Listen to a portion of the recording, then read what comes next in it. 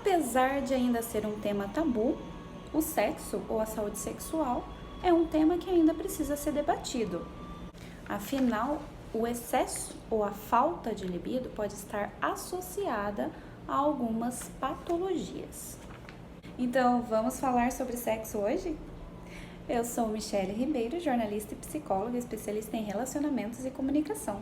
Já vai deixando seu like, compartilhe esse vídeo e se inscreva no canal.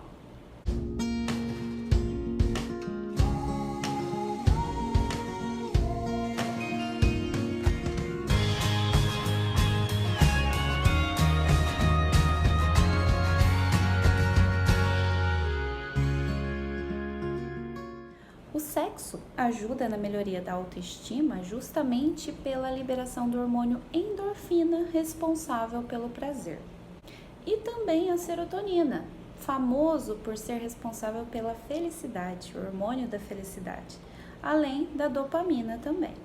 Sabemos que tanto a serotonina quanto a endorfina são antidepressivos. São essas substâncias as utilizadas para a produção de medicamentos para quem tem depressão e ou ansiedade. Sabendo de tudo isso, por que é que algumas pessoas não sentem prazer na atividade sexual ou preferem não ter esse tipo de atividade na vida delas, não ter relações sexuais na vida delas? Também existe o oposto disso, né?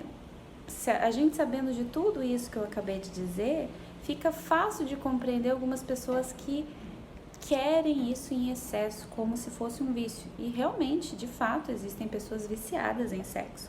E aí, o tratamento para essas pessoas é o mesmo que a gente faz para o tratamento de vícios diversos, né? E aí a gente tem toda uma tratativa psicológica, terapêutica para abordar esses pacientes, né? Mas vamos falar então das pessoas que têm a falta de libido, né? Que pode ocorrer tanto em homens quanto em mulheres e funciona de diferentes formas e há muitos fatores que colaboram com isso. Um exemplo que a gente pode citar é tanto a depressão quanto o estresse. Eles estão na lista de causas que colaboram com a queda da libido. Além disso, né, a gente tem o uso de alguns medicamentos que podem colaborar com a queda da libido, inclusive alguns antidepressivos, né, e o próprio anticoncepcional, gente. Tem anticoncepcional que tem o efeito colateral da queda da libido. Então, é importante cada um conhecer o seu organismo nesse sentido. Também a desregulação hormonal, tanto em homens quanto em mulheres, mas a gente sabe que é muito mais comum em mulheres. Outras questões que a gente sabe, com alguns estudos científicos, com algumas pesquisas em andamento, que a obesidade também colabora com a perda de libido, tanto a obesidade quanto a perda repentina de peso, né? E tudo isso também está relacionado à questão hormonal. Por isso que é importante, de tempos em tempos, todos nós fazermos um check-up com o médico, né? Fazer uma bateria de exames de sangue, enfim. Então, tudo isso é muito importante para a saúde sexual. No caso das mulheres ainda existe um agravante, né? A gente sabe que de tempos em tempos as mulheres têm uma oscilação hormonal por conta da menstruação e tudo mais. Isso também é um fator. Outra questão é a menopausa. Quando a mulher chega na menopausa, um dos sintomas é a perda de libido, justamente pela redução de alguns hormônios, né? O estrogênio, progesterona e tudo mais. E aí a testosterona também. Então aí a mulher precisa repor hormônios para ela poder recuperar a libido também, né? Para ela conseguir ter uma qualidade de vida melhor no que se refere à vida sexual. Então, para cada uma dessas causas que eu citei para vocês, há um tratamento específico. Por isso que é sempre importante fazer um acompanhamento médico, um check-up da saúde física e também psicológica, porque o psicológico também afeta a perda da libido. Existem também algumas disfunções sexuais, como a impotência sexual nos homens, por exemplo. As mulheres também possuem esse processo. E isso acontece também por inúmeras causas que devem ser acompanhadas por um urologista de perto, né? E também um acompanhamento psicológico, porque muitas causas estão associadas à ansiedade e crenças disfuncionais em homens, principalmente, e também em mulheres, né? E existem algumas doenças que causam impotência sexual, como o próprio diabetes, por exemplo, quando descompensado. Perceba que é um conjunto de fatores, né? O indivíduo nunca deve ser avaliado somente pelo aspecto físico ou somente pelo psicológico. O ser humano é um ser integral, a gente precisa avaliar todas as faces desse indivíduo, né? Que é o físico, né? O biológico, a questão psicológica, a questão social, tudo isso colabora com uma série de patologias, né? E o contexto de vida da pessoa também. Às vezes a pessoa pode ter traumas que fazem com que ela bloqueie essa área da vida dela, a área sexual. Abusos sexuais interferem também na vida sexual desse indivíduo. Um abuso na infância interfere na vida sexual desse indivíduo na adultidade. Então, tudo isso é importante de ser olhado. E para esse tipo de problema, a gente tem a psicoterapia. As mulheres ainda podem sentir dores nas relações sexuais por uma série de fatores. Por exemplo, a endometriose é uma delas. E a endometriose é uma doença que até hoje está sendo estudada, né? Há poucas pesquisas a respeito disso e muitas mulheres descobrem essa doença depois de muitos anos, né? Então, isso daí é algo que precisa ser olhado com carinho também. Além da endometriose, a falta de lubrificação também pode colaborar com as dores na relação sexual. E por que isso acontece? Na maioria das vezes, por uma falta de relaxamento por parte da mulher. E a gente sabe também que existe tabu em relação a isso até hoje, porque a gente sabe que a mulher está se desreprimindo agora. A gente tem todo um histórico, né, de uma sociedade machista que reprimiu a mulher por muitos séculos e agora ela está se descobrindo.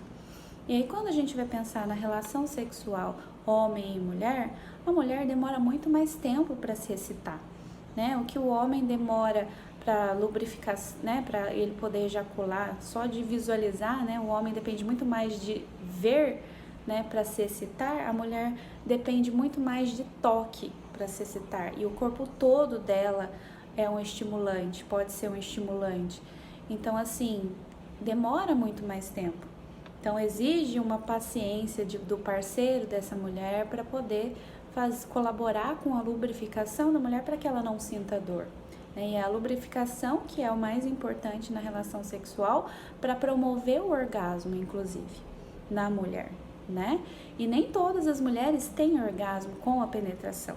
A penetração foi feita para o homem, né? As mulheres têm orgasmo com toque, com estímulos. Com toque e estímulos, né? Então isso é importante também, falar sobre isso é importante, né? Outra coisa que é importante a gente comentar é o vaginismo.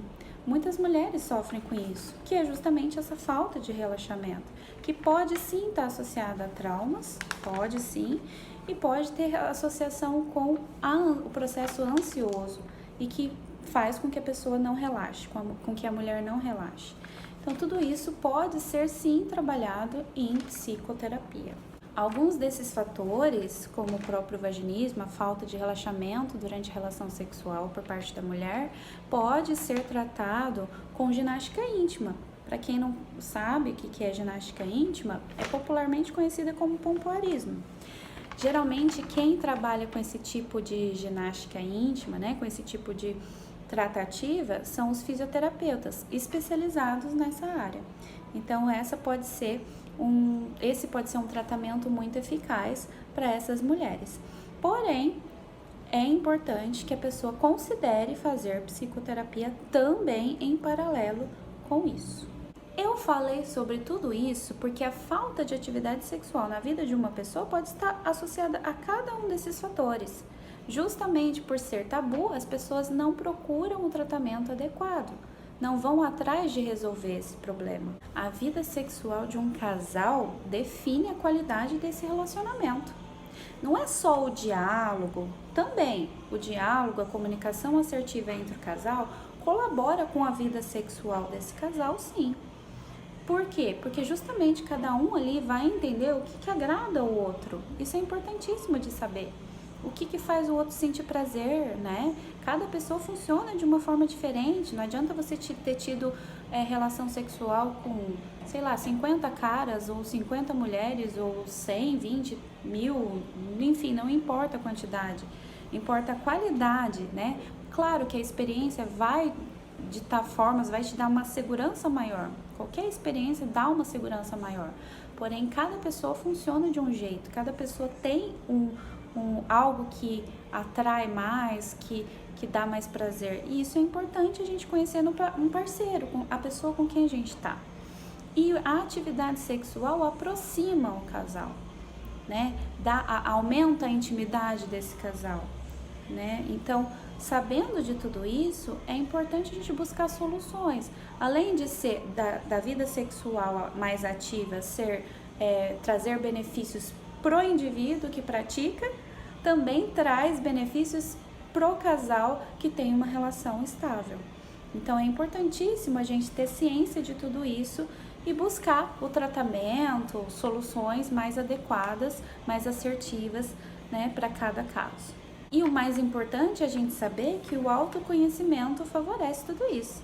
Se você é uma pessoa que não tem um parceiro afetivo, por que não se tocar? Por que não conhecer o seu próprio corpo?